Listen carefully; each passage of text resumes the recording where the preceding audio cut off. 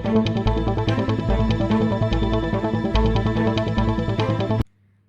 Friends, welcome to our channel rising career. आज की जो वीडियो का टॉपिक है वो है डिसीजन मेकिंग स्टेटमेंट और सिलेक्शन स्टेटमेंट। तो आइए देखते हैं ये स्टेटमेंट्स कौन सी होती हैं। राइट, पहले हम देखेंगे इफ़ स्टेटमेंट क्या है।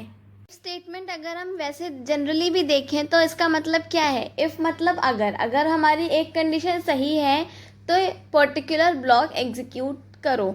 राइट, तो सिंटेक्स क्या होता है, इफ़ के बाद ब्रैकेट लगता है, ब्रैकेट में वो कंडीशन जो हम चाहते हैं चेक करना, फिर उसके बाद ब्रैकेट बंद करते हैं, ब्रैकेट ओपन करते हैं और देन स्टेटमेंट लिखते हैं जो हम एग्जीक्यूट करवाना चाहते हैं अगर हमारी ये स्टेटमेंट जो है वो सही है।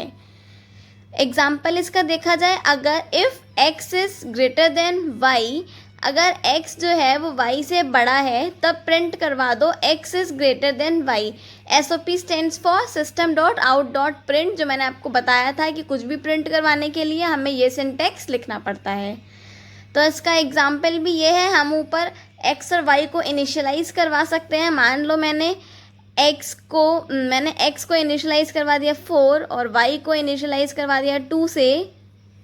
ये इंटीजर वैल्यू है तो मैं यहाँ पे इंट लिख देती हूँ। मैंने इनको डेटा टाइप भी दे दिया, if int x equals to 4 and y equals to 2 मैं इनिशियलाइज़ करवा देती हूँ और मैं उसके बाद ये स्टेटमेंट डालूँ that if x is greater than 4। तो ये स्टेटमेंट सही है because 4 is greater than 2। Then हम प्रिंट करवा देंगे system dot out dot print x is greater than y। Print करवाने के लिए ब्रैकेट के अंदर हमें जो भी प्रिंट करवाना है हमें उसे डबल कोट्स के अंदर लिखना पड़ेगा। तो ये थी हमारी इफ़ स्टेटमेंट। एक बार हम इसकी डेफिनेशन भी देख लेते हैं। If statement is a decision making statement that checks a condition and run the statement inside if and only if it is true. Next आता है हमारा इफ़ एल्स इफ़ स्टेटमेंट, जो कि बहुत ही आसान है बाकी पहले दोनों की तरह ही। इसमें इफ़ एल्स में हमें 2 अल्टरनेटिव मिलते थे, इसमें हमें मोर देन 2 अल्टरनेटिव्स मिलेंगे।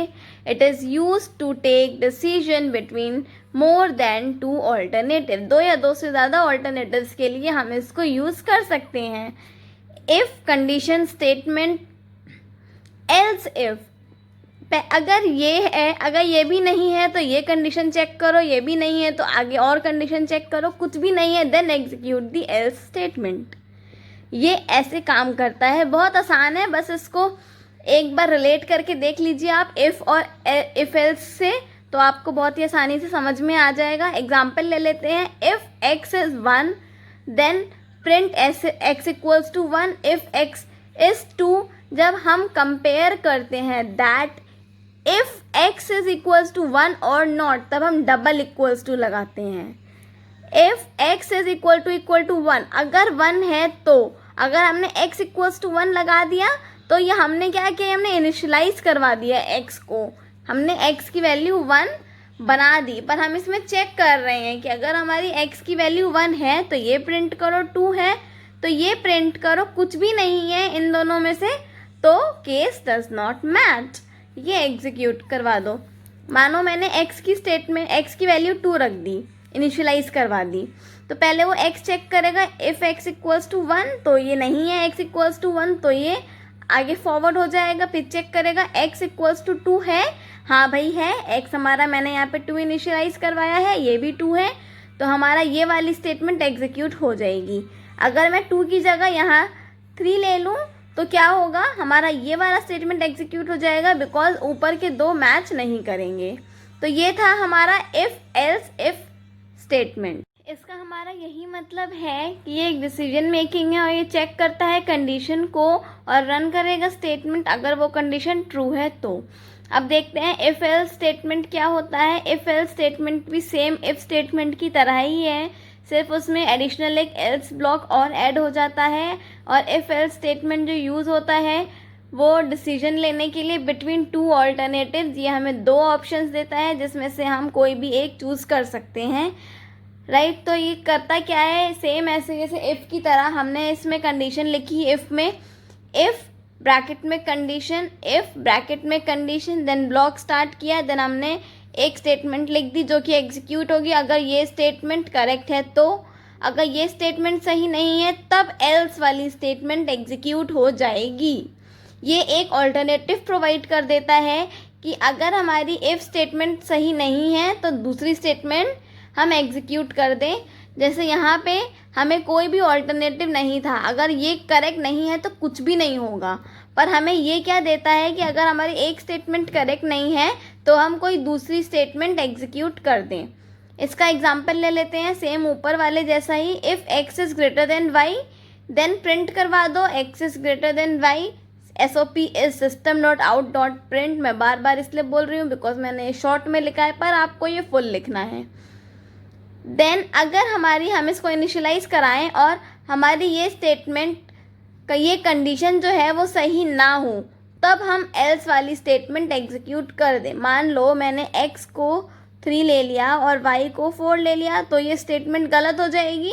तब ये कौन सी स्टेटमेंट एग्जीक्यूट करेगी? ये करेगी एल्स वाली स्टेटमेंट एग्जीक्यूट।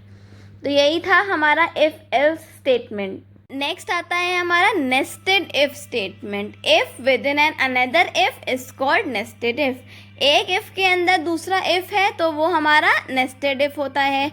फॉर एग्जाम्पल कैसे होगा ये? इफ ब्रैकेट में कंडीशन और उस स्टेटमेंट की जगह कुछ भी हो सकता है। लाइक मैं जो ऊपर यहाँ स्टेटमेंट लिखती थी, तो इस स्टेटमेंट की जगह कोई प्रिंटिंग स्टेटमेंट भी हो सकती है या कोई ब्लॉक भी हो सकता है। तो इन्होंने यहाँ पे क्या किया, इफ़ ब्लॉक डाल दिया। इफ़ कंडीशन अगर ये सही है तो अंदर जाके और कुछ कंडीशंस चेक करो, वरना ये एग्जीक्यूट करवा दो। इफ़ के मानो यहाँ पे हम एक एग्जांपल ले लेते हैं, ज़्यादा इजी रहेगा।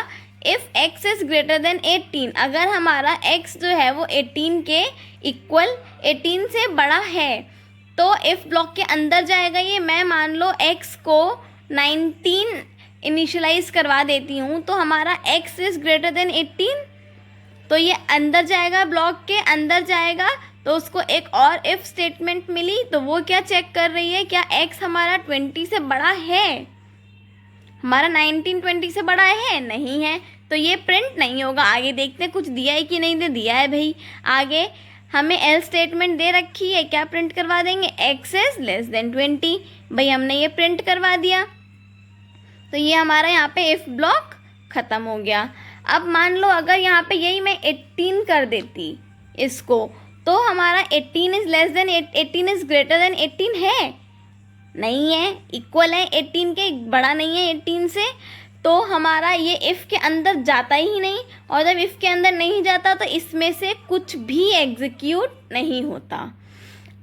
यहाँ पे हमने एल्स स्टेटमेंट नहीं दी है। अगर हम यहाँ पे एल्स स्टेटमेंट दे देते तो हमारी एल्स वाली स्टेटमेंट एग्जीक्यूट हो जाती, पर हमने यहाँ नहीं दी है तो यहाँ पे कुछ भी एग्जीक्यूट नहीं होगा। तो यही था हमारा नेस्टेड इफ स्टेटमेंट। अब देखते हैं हमारी स्विच स्टेटमेंट क्या होती है। Switch is used to take decision between many alternatives. It checks for integral case. If any case matches, it will execute statement, otherwise default statement execute। ये काफ़ी हद तक if else की तरह ही है, if else if की तरह ही same है।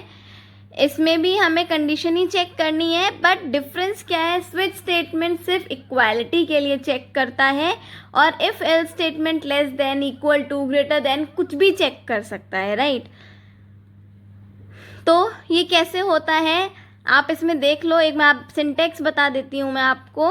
स्विच एक्सप्रेशन, स्विच के अंदर हम एक्सप्रेशन लिखते हैं, देन उसके बाद case 1 colon statement, case 2 colon statement. तो जो भी कंडीशन हमारी मैच कर जाएगी वो हमारा एग्जीक्यूट हो जाएगा। अगर कोई भी मैच नहीं करेगा तो डिफ़ॉल्ट वाला एग्जीक्यूट हो जाएगा। फॉर एग्ज़ाम्पल इन्होंने यहाँ पे जो न्यू स्कैनर है या फिर जो इम्पोर्ट वाली स्टेटमेंट है, ये यूज़र से इनपुट लेने के लिए काम आती है। ये हम नेक्स्ट वीडियो में देखेंगे। अभी के लिए आप हमें सिर्फ स्विच स्टेटमेंट समझना है। तो हम मान लो यूज़र ने एंटर कर दिया 2, राइट। तो स्विच आई मतलब इसमें स्विच के अंदर हमारा देखा जाए तो 2 आ गया, तो 2 होना चाहिए। केस 1 मतलब ये वैल्यू इससे मैच करनी चाहिए। 1 से 1 मैच करी? नहीं करी, 2 से 2 मैच करी, कर गई। यहाँ पे हम सब्ट्रैक्ट लिख देंगे, ये प्रिंट करवा देंगे, एसओपी एक तरह से हमने सब्ट्रैक्ट प्रिंट करवा दिया। फिर हम कुछ भी एग्जीक्यूट करवा सकते हैं, plus minus multiply divide whatever we want to do, हम कुछ भी कर सकते हैं। तो यहाँ पे 2 था तो हमारी ये वाली स्टेटमेंट एग्जीक्यूट हो जाएगी, और अगर कुछ भी नहीं होता इन दोनों में से, मानो यहाँ पे 3 हो जाता, तो हमारा एरर मैसेज प्रिंट हो जाता, तब हमारा इनमें से कोई भी केस वाली कंडीशंस एग्जीक्यूट ना होती। ये था हमारा स्विच स्टेटमेंट। आते हैं हम टर्नरी एक्सप्रेशन पे। टर्नरी ऑपरेटर हमारा क्या करता है? टर्नरी ऑपरेटर हमें बूलियन वैल्यू रिटर्न करता है, ईदर ट्रू और फॉल्स, राइट। हमने क्लास बनाई, हमने एक मेन मेथड बनाया जो कि नॉर्मल सिंटैक्स है, कुछ भी करने के लिए कोई भी प्रोग्राम इसी के अंदर होता है। फिर मैंने आई को इनिशियलाइज करवा दिया 10 से, मैंने एक बूलियन टाइप का वेरिएबल बना दिया। बूलियन मतलब बूलियन कौन से होते हैं? जो सिर्फ ट्रू या फॉल्स रिटर्न करवाएं, राइट। तो और ये होता क्या है, इसमें पहले एक एक्सप्रेशन होता है, मतलब ये कंडीशन होती है, फिर एक क्वेश्चन मार्क, फिर 2 एक्सप्रेशंस और होते हैं सेपरेटेड बाय कोलन, जो कि हमारे ऑप्शंस होते हैं। जैसे कि ये एक्सप्रेशन अगर सही है तो एक्सप्रेशन 2 एग्जीक्यूट करो, ये एक्सप्रेशन गलत है तो एग्जीक्यूट करो एक्सप्रेशन 3। तो हमने क्या, इन्होंने क्या किया, बी के अंदर, मतलब बी में ट्रू या फॉल्स आएगा, तो बी के अंदर क्या वैल्यू डलवाई इन्होंने पहले एक्सप्रेशन 1, यानी कि इन्होंने चेक किया that I is equal to 10। I हमने 10 इनिशियलाइज किया था, तो ये कंडीशन ट्रू है तो ये वाली स्टेटमेंट एग्जीक्यूट होगी। यहाँ पे बाय डिफॉल्ट ट्रू लिखा है तो यहाँ पे ट्रू ही आएगा। अगर यहाँ पे कुछ भी लिखा होता तो ये एग्जीक्यूट हो जाता और ये इसके अंदर आ जाता। इसमें जब वैल्यू आ गई तो जब हम इसको प्रिंट करवाएंगे बी को, तो वो ये वैल्यू प्रिंट करेगा जो यहाँ से आई है। तो ये था हमारा टर्नरी ऑपरेटर। तो इतनी थी हमारी सिलेक्शन स्टेटमेंट्स। आई होप आपको समझ में आ गया होगा, नहीं आया हो तो मेरे को कमेंट सेक्शन में कमेंट करिएगा, मैं आपके सारे डाउट्स क्लियर करने की पूरी कोशिश करूँगी। और अभी मैंने सिर्फ आपको समझाया है थ्योरेटिकल, नेक्स्ट वीडियो में मैं आपको इसका प्रैक्टिकल करके दिखाऊंगी, तो ये आपको और ज़्यादा क्लियर हो जाए। प्लीज़ इसे लाइक करिएगा और सब्सक्राइब करिएगा मेरे चैनल को।